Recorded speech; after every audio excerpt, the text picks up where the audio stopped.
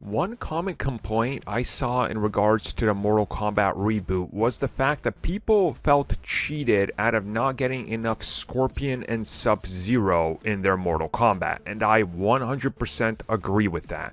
Now the actor who played Sub-Zero teases wanting to make a Sub-Zero prequel that tells the character's story. And suddenly my PTSD from playing Sub-Zero mythologies when I was 8 years old is starting to kick in.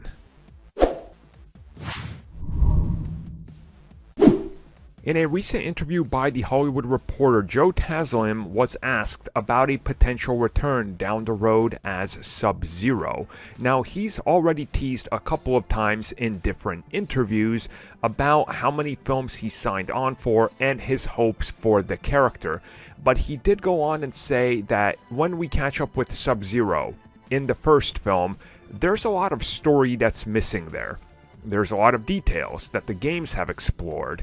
And then he said that if there was a chance, if they asked him to, he would love it. He would love to do a Sub-Zero origin story and explore the history of that character, where he comes from, the Lin Kuei and all that, and really explore into who Bai Han is, and maybe even transition that character post-Mortal Kombat into how he becomes Noob Saibot in his own film. And without saying anything more, he did say that he really hopes that this does happen because there's so much story there, so much that they could go into about the character's history, for example, with the clan, with his parents, the death of his parents, how he became this assassin, what he was doing, the powers, and have more time to explain all that.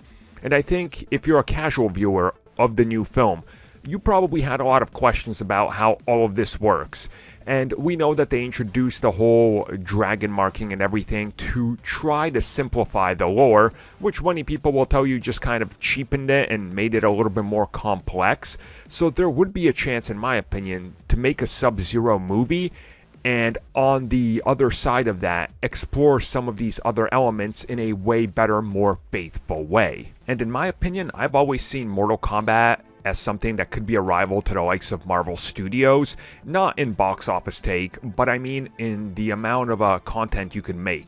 Like, you can make the Sub-Zero movie and introduce Sub-Zero's brother, who would eventually go on to be the new Sub-Zero in Mortal Kombat 2 or 3, and then have that history already established and start connecting some of these pieces in history and framing some of the story from a different point of view to make us maybe care more about Sub-Zero, who in the first film is just evil. Like, there's nothing to it, but maybe you could go back there and explore some of these elements of why he did what he does to make us look at that character and go, you know what? I can kind of see why he did it and maybe what trickery was happening. Maybe they won't go down that route. I guess we just wait and see.